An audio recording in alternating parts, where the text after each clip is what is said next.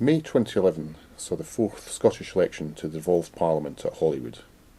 Each Scottish election has had something significant about it, but 2011 could be the most significant of them all.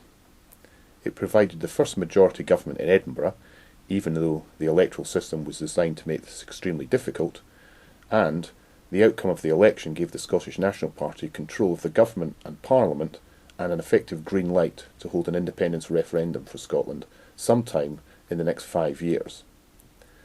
This slideshow will tell a story of the election using material collected during the campaign by the Scottish Political Archive at Stirling University. SPA collected leaflets, posters, newspapers and photographs of the campaign across Scotland, and we're grateful to the many people who sent us material. Now, a good place to begin a discussion of the 2011 Scottish election is actually the 2007 election. In 2007, the SNP won its first ever election.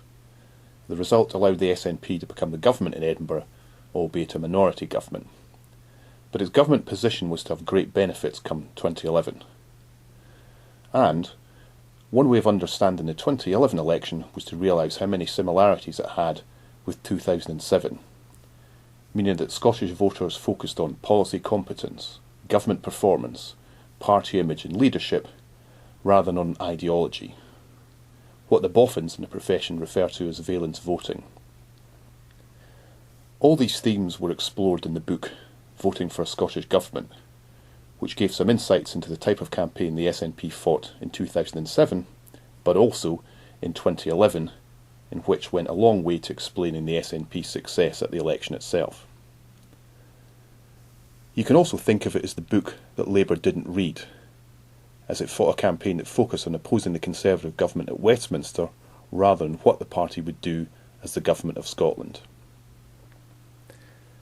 Throughout the election, I spent a fair bit of time in the BBC radio studio in Stirling, taking part in programmes about the election. The great thing about these programmes is that you pick up little nuggets of information that you later realise were symbolic of the election as a whole. Angus MacLeod of The Times is a regular guest on Radio Scotland's Newsweek on Saturday mornings. On one programme early in the campaign, he revealed that First Minister Alex Salmond had been campaigning in North East Fife, a safe Liberal Democrat seat that had been held at Holyrood since 1999 and at Westminster since 1987. What on earth is Salmond doing there was a really good question, and the answer was that the SNP was targeting seats that went way beyond what we had expected in the campaign. The SNP did not focus its efforts on seats it had won in 2007, but on a new set of seats, especially Liberal Democrat seats. This strategy paid off as the SNP's success left the Liberal Democrats representing only 2 constituencies in the shape of Orkney and Shetland, as the SNP won every other Lib Dem constituency in Scotland, including the seat of North East Fife. Stirling and the constituencies around it formed a number of battlegrounds between Labour and the SNP, as well as the SNP and the Conservatives. Stirling is a seat that became SNP in 2007, was previously Labour, and was also Conservative from 1979 to 1997. Other seats in the area also saw interesting contests and campaigns in Clackmannanshire and Dunblane, Falkirk West, and Perthshire South and Kinrossshire.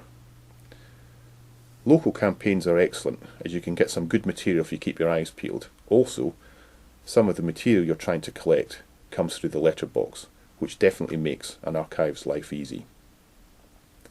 Wandering around Stirling allowed me to get photographs of SNP candidate Bruce Crawford and Labour MP Anne Maguire out campaigning during the election. A trip to Glasgow brought more photographs, this time of George Galloway, Conservative leader Annabel Goldie, as well as campaigners for the Solidarity Party. Driving around also brought a few emergency stops to get photos of posters and fields and windows, and we had photos of this type from all around Scotland.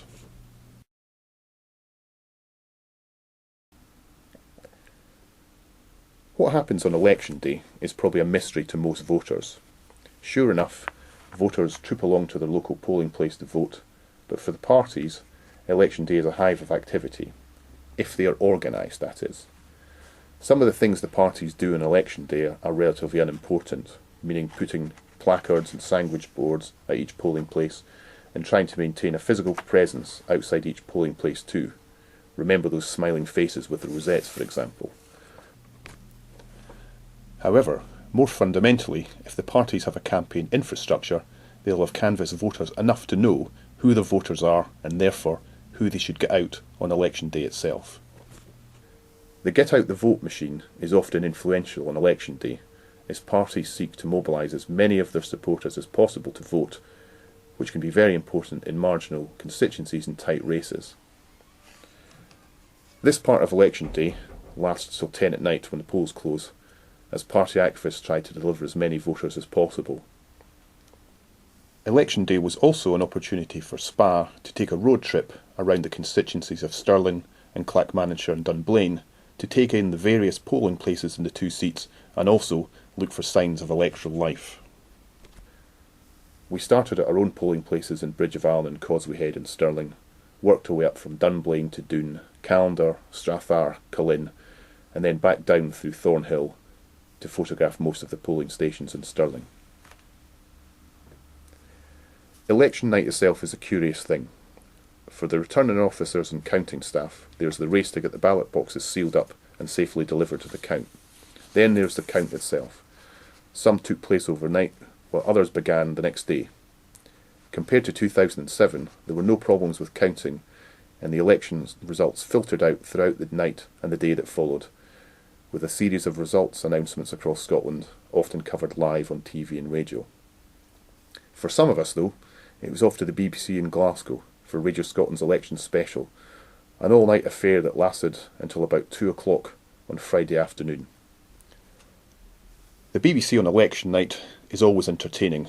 The studios seem overrun with politicians, journalists and BBC staff from different programmes, ferrying guests between programmes, swapping news and gossip and trying to figure out what's happening in election counts across Scotland.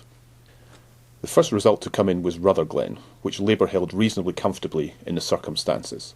However, the results saw the SNP vote increase by 16.3% and the Liberal Democrat vote decrease by 14.8%. The second result was a surprise of sorts, as the SNP took East Kilbride from Labour. The SNP had been competitive in East Kilbride for some time, so this was an excellent result for them, but not a complete shock. The shocks, though, came later, as the SNP began to win safe seats from Labour in Glasgow and the west of Scotland, and nearly swept the board in Edinburgh by winning seats from all parties. In the studio, I was in the lucky position of having friends texting in results and predictions throughout the night, including predictions of a possible SNP majority. The first of these predictions came in around 3 o'clock in the morning, due to activists seeing so many Labour and Lib Dem seats being knocked over by the SNP, but also the size of the regional list vote. However, getting anyone to believe that there would be an SNP majority was a real challenge on election night. The results of the election itself were a shock, and a shock in two distinct ways. First, the SNP won seats from Labour and the Liberal Democrats that had been regarded as safe as houses. The SNP won Airdrie and Shotts, Glasgow Anniesland and Kirkcaldy from Labour, for example, and also Caithness, Sutherland and Ross, Edinburgh Western and Skye, Lochaber and Badenoch from the Liberal Democrats. Second, the size of the SNP vote delivered a majority, as the party won 69 of the 129 seats, including 53 of the 73 constituency seats, leaving Labour with only 15, the Tories with 3 and the Liberal Democrats just with 2. It wasn't just winning individual seats that did the job either. The regional list vote delivered success too, with the size of the SNP vote helping it to win all the constituencies in the northeast of Scotland and still win a regional list seat, something that was thought to be impossible. The size of the regional list vote allowed the SNP to win 16 list seats in total, and the complete result of this was a very, very yellow electoral map in Scotland.